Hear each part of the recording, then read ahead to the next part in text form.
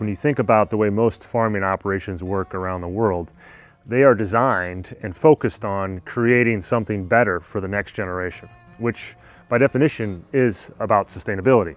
I think the first thing that the agriculture community needs to recognize is that agriculture is one of the largest emitters of greenhouse gas today. We're in the top 3 right now, and if things don't change, we'll be something like 70% of greenhouse gas emissions by 2050. And we're working hand in hand with growers around the world to figure out what is the best sustainable solution on their farm.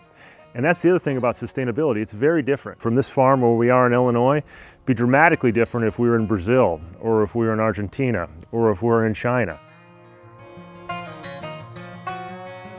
The ability to bring more innovation to farming operation has shown that we can increase yield by reducing impact.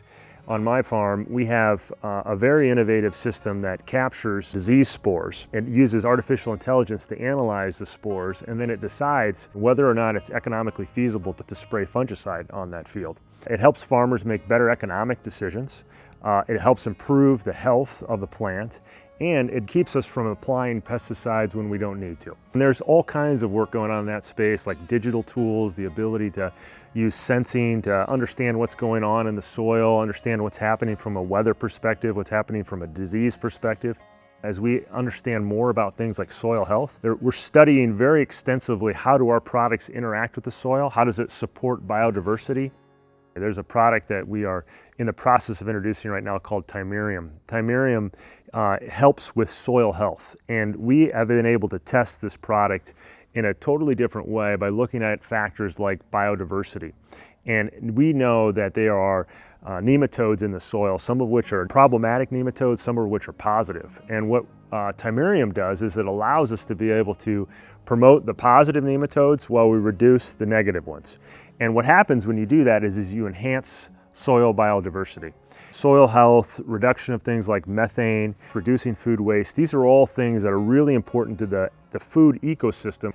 And again, what we're doing now is continuing to advance that in the face of more weather extremes. And what we've seen, because we've just started harvest, is that despite those difficult weather conditions, we're seeing very consistent, solid yield performance.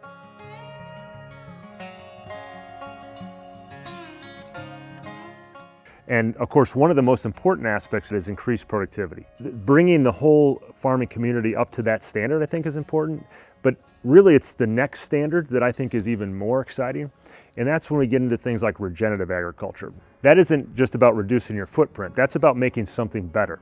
There's several examples in this area. Some of the most prominent would be things like no-till or minimum tillage. There's practices like strip tilling. Anything really that evolves around soil conservation really fits into the sustainability factor. When we started this series of experiments, my expectation was that it was going to take 10 years to start to see some impact. And what we've seen in some of the programs that we've been working with Syngenta on my farm is that we've seen much quicker improvement. And so we've been testing things like strip till, no-till practices, use of cover crops. We've been capturing runoff in the field.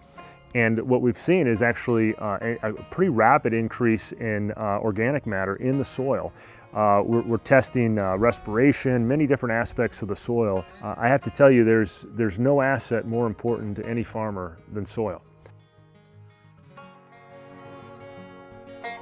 It's really important for society that we have bright young individuals who are interested in agriculture, getting involved in agriculture and making agriculture better. The diversity in agriculture has increased dramatically.